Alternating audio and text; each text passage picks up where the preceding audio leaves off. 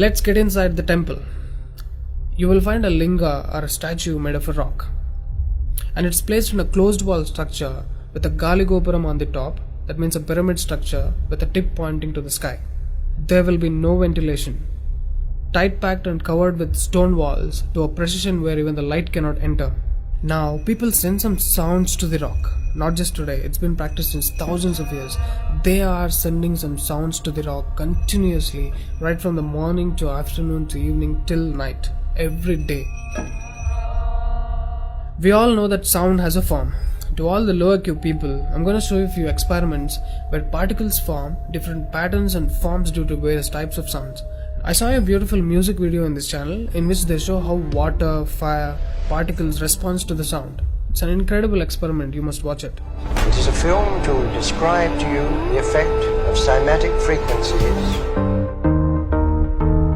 Now, 72% of your body is water. 12% is earth, 6% is air, 4% is fire, and the remaining is space. Don't you think this sound has an impact on your system? Look at how drastically the water is responding to the sound. Similarly, fire. In fact, everything in the cosmos responds to the sounds. That's why yogis of the past have always said sound is the basis of existence. Every form is a certain reverberation of sound. If you master the sound, you can play with the 5 elements. That's how the sages of the past used to walk on water, disappear into the air, walk through the walls, etc. In Harry Potter movie, what you have seen is just a fiction story. But here, we have got yogis who did all that for real. Even though there are many mystics who can do these things, not just them, you and I can do it if we attain certain mastery over the sound. You need a perception beyond the senses to do that. For that, you need to do a different level of sadhana. You can't do that in a laboratory through some dumb experiment. All those who tried either ended up neurotic or died an utter failure, wasted a lot of money in the research. So except dhyanam, technically there is no other way. Sorry to disappoint the people who are lazy to yoga. Okay, sound. I recommend you to watch more such experiments in YouTube to understand better what I'm trying to say here. Inside the temple, they chant some mantras. What happens is, the sound will touch the stone and bounce back in different directions. Because it's a closed room, the sound has to pass out through the main door. And whoever is standing in front will be completely soaked in that energy.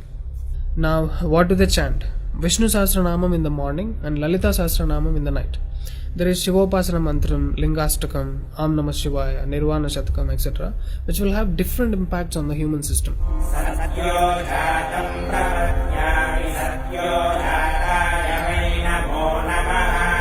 I really wanted to check what impact these sounds have on the human system.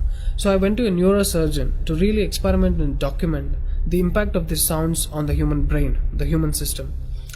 I took my friend Rahul for the EEG test. It's called electroencephalography, where you can see the brain activity, the activity of the nervous system of a person on a computer. We played Lalita Sahasranamam to him.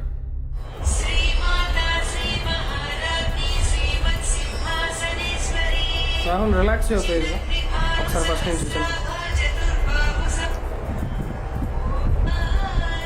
Right.